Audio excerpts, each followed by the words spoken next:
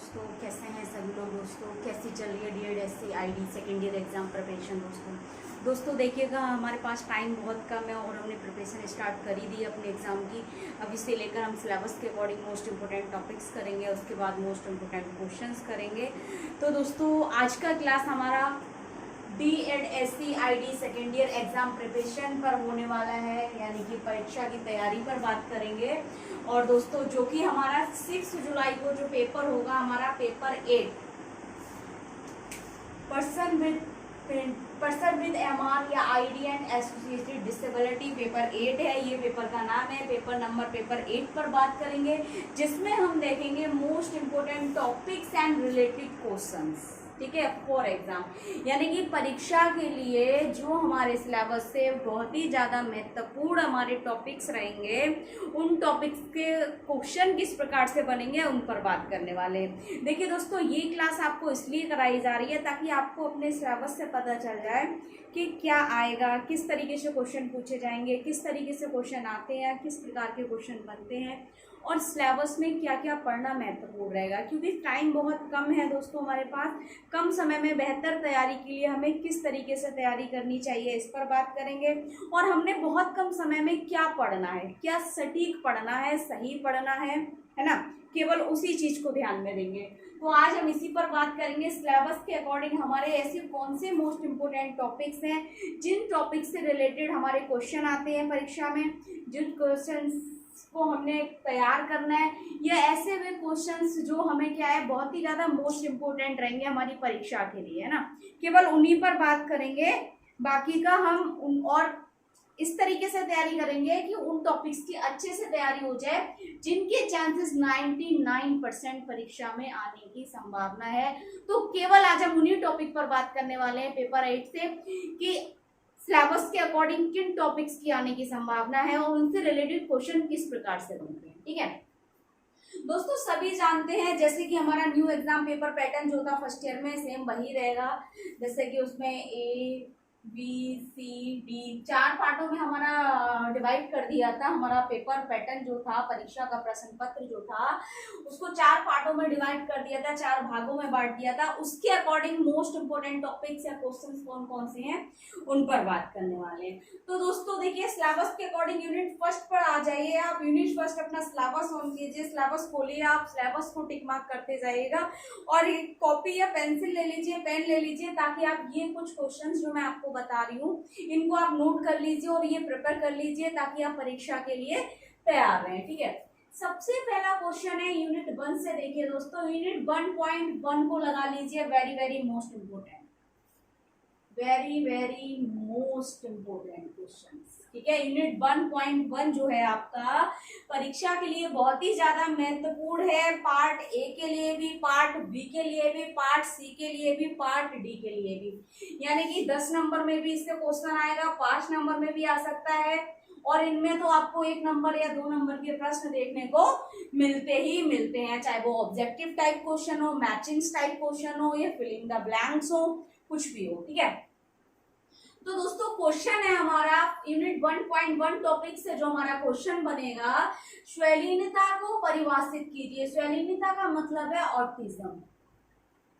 ठीक है, श्वेलिनता को परिभाषित करते हुए इसके कारण, लक्षण एवं प्रकारों की विवेचना कीजिए। तो ये आपका जो टॉपिक है 10 नंबर के लिए वेरी वेरी मोस्ट इंपोर्टेंट है। 10 नंबर में आएगा तो आपको इतना सारा बताना होगा, जिसमें इसका आप परिचय देंगे, परिभाषा बताएंगे, उसके बाद इसके कारण यानी कि इसके कॉजेस क्या है, सिम्टम्स क्या है, और इसके टाइप्स बताएंगे। ठीक है, तो ये 10 नंबर के लिए भी मोस्ट इंपोर्टेंट है। यानी कि ये टॉपिक आपका पार्ट ABCD चारों पार्टों से बहुत ही ज्यादा मोस्ट इंपोर्टेंट है, क्योंकि हो सकता है 5 नंबर में आपसे क्या पूछ ले, श्वेलिनता को परिभाषित करते हुए इसके प्रकारों को बताइए, 5 नंबर में आ सकता है। 2 नंबर में पूछ सकता है श्वेलिनता को परिभाषित कीजिए। ठीक है, और अगर हम पार्ट ए की बात करें तो मैचिंग्स में भी आ सकता है, और अगर हम बात करें ऑब्जेक्टिव टाइप क्वेश्चन में भी आ सकता है। ठीक है, तो ये बहुत ही ज्यादा मोस्ट इंपोर्टेंट टॉपिक है, आप इसको तैयार कर लीजिएगा। नेक्स्ट यूनिट 1 से हमारा यूनिट 1.3 क्वेश्चन बनेगा। 1.3 से संरचनात्मक शिक्षण, यानी कि स्ट्रक्चर टीचिंग टेक्निक्स। यानी कि स्ट्रक्चर टीचिंग टेक्निक्स जो है हमारा STT, ठीक है, स्ट्रक्चर टीचिंग टेक्निक्स तकनीकों की व्याख्या कीजिए। दोनों ही टॉपिक आपको प्लेलिस्ट में मिल जाएंगे। देखिए जाके आप प्लेलिस्ट में, आपको पेपर 8 करके वहां मिलेगा आपको प्लेलिस्ट में आप जाके देखिए, आपको ये दोनों टॉपिक बहुत ही अच्छे से मिल जाएंगे। ये टॉपिक 1.1 आपको ऑटिज्म की प्लेलिस्ट में मिल जाएगा, पेपर 8 में भी मिल जाएगा देखने को, ठीक है, देख लीजिएगा। पेपर फर्स्ट में भी मिलेगा ये टॉपिक देखने को। और STT यानी कि संरचना स्ट्रक्चर टीचिंग टेक्निक्स, ये भी आपको वेरी वेरी मोस्ट इंपोर्टेंट है। ये आपका 5 नंबर के लिए मोस्ट इंपोर्टेंट है, 5 नंबर में पूछा जा सकता है और हो सकता है आ जाए, 99 चांसेस है इस टॉपिक के, ठीक है। अब आते हैं दोस्तों हम यूनिट 2 पर। यूनिट 2 को देखिए दोस्तों, यूनिट 2 का 2.1 वेरी वेरी मोस्ट इंपोर्टेंट, ठीक है, वेरी वेरी मोस्ट इंपोर्टेंट।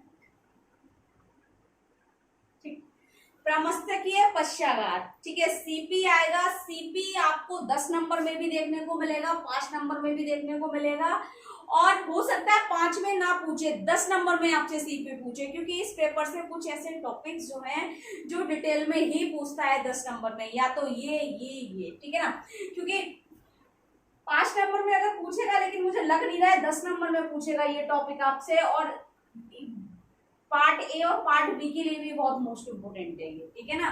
तो अगर 10 नंबर में आएगा तो आप इसमें क्या करेंगे, CP में क्या क्या बताएंगे, आप इसका परिचय देंगे, ठीक है, परिभाषा बताएंगे, प्रकार बताएंगे, लक्षण बताएंगे, कारण बताएंगे, और इसका प्रबंधन भी बताएंगे, ठीक है। ये आपको करना है 10 नंबर में। 5 नंबर में अगर आएगा तो CP का परिचय, परिभाषा और प्रकार, बस, ठीक है। बाकी 2-2 नंबर में आपसे इसका क्या पूछ सकते हैं, टाइप्स पूछ सकते हैं। पार्ट ए और पार्ट बी में छोटे छोटे क्वेश्चन से रिलेटेड आपको मिल सकते हैं। ऐसा नहीं है पार्ट ए और पार्ट बी के क्वेश्चन नहीं कराए जाएंगे, इसके लिए भी हम लास्ट में क्या है, एग्जाम से 1 वीक पहले आपको बहुत अच्छे से पार्ट ए और पार्ट बी की आपकी एग्जाम प्रिपरेशन कराएंगे, जिसमें हम क्या करेंगे, केवल क्वेश्चन आंसर पर ही बात करेंगे, ठीक है। नेक्स्ट देखिए दोस्तों, यूनिट 2 का यूनिट 2.5, अनुकूली एवं सहायक उपकरणों को समझाइए, यानी कि अडेप्टिव डिवाइस और असिस्टिव डिवाइस को बताना है आपने।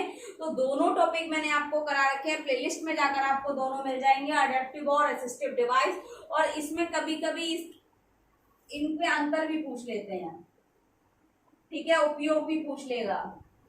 ये आपको 5 नंबर में देखने को मिलेगा, 10 नंबर में नहीं आएगा ये, ठीक। नेक्स्ट देखिए, यूनिट 3 पर आ जाइए। यूनिट 3 को देखिए, 3.1।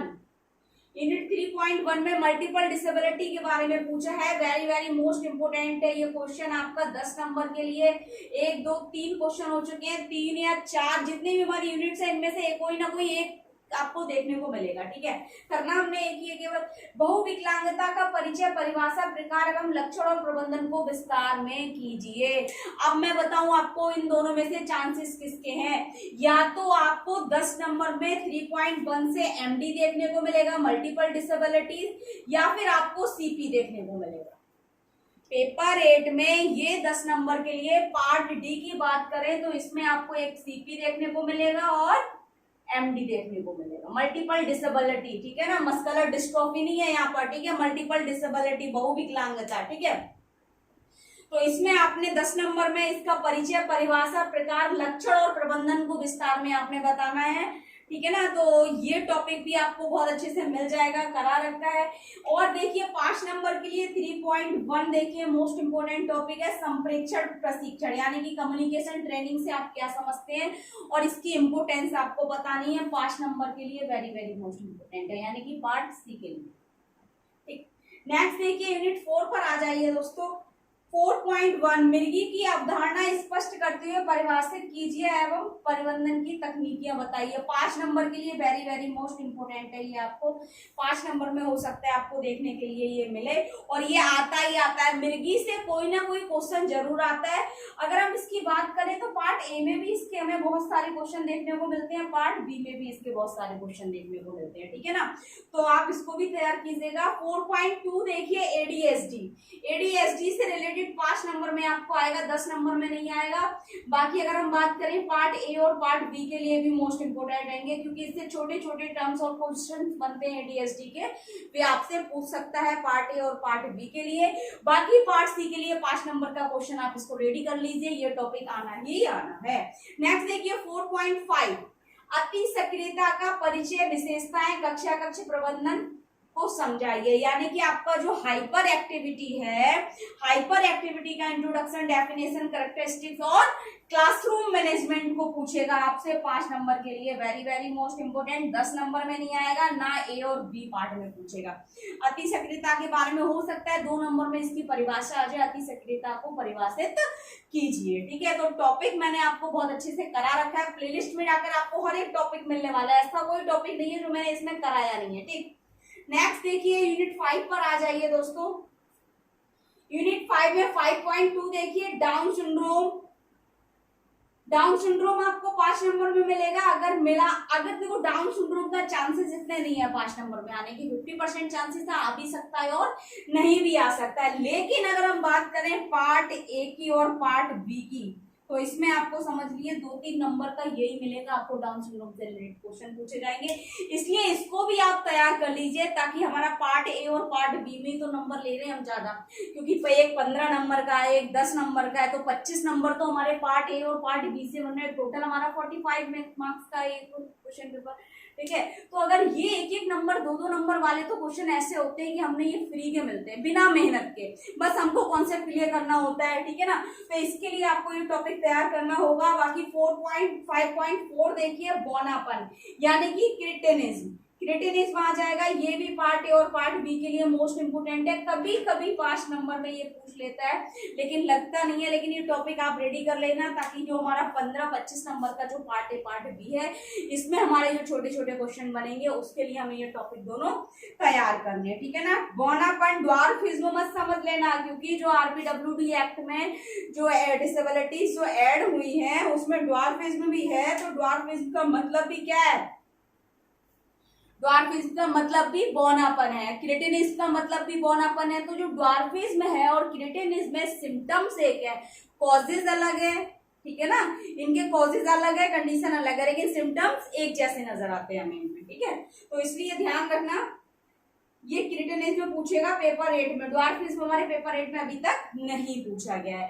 तो दोस्तों पेपर 8 के जो हमारे मोस्ट इंपोर्टेंट टॉपिक से रिलेटेड कुछ क्वेश्चन थे, आप इसी के अकॉर्डिंग अपने एग्जाम की प्रिपरेशन कीजिएगा। इससे ये फायदा होगा, हम केवल वही पढ़ेंगे जिसकी हमें जरूरत है, वरना हमें पता नहीं चलता कि पूरा सिलेबस में 5 यूनिट्स है, 25 टॉपिक्स को कैसे क्लियर करेंगे, कैसे हम तैयार करेंगे। और पेपर हमारे 6 पेपर होने हैं, तो 6 पेपरों के अकॉर्डिंग आप लगा दीजिए आप कैसे तैयार करते। तो इसलिए दोस्तों आप लोगों के लिए बहुत इजी हो गया कि केवल हम वही पढ़ेंगे जो हमें चाहिए होगा, जिसकी हमें जरूरत होगी एग्जाम के लिए, है ना। तो आप केवल वही पढ़िएगा। बाकी इससे रिलेटेड अगर आपको कुछ पूछना है और कुछ डाउट लग रहा है, तो कमेंट बॉक्स में जाके कमेंट करें। और दूसरा जो हमारे पार्ट ए और पार्ट बी के लिए जो क्वेश्चंस रहेंगे, इसकी भी रिवीजन करेंगे।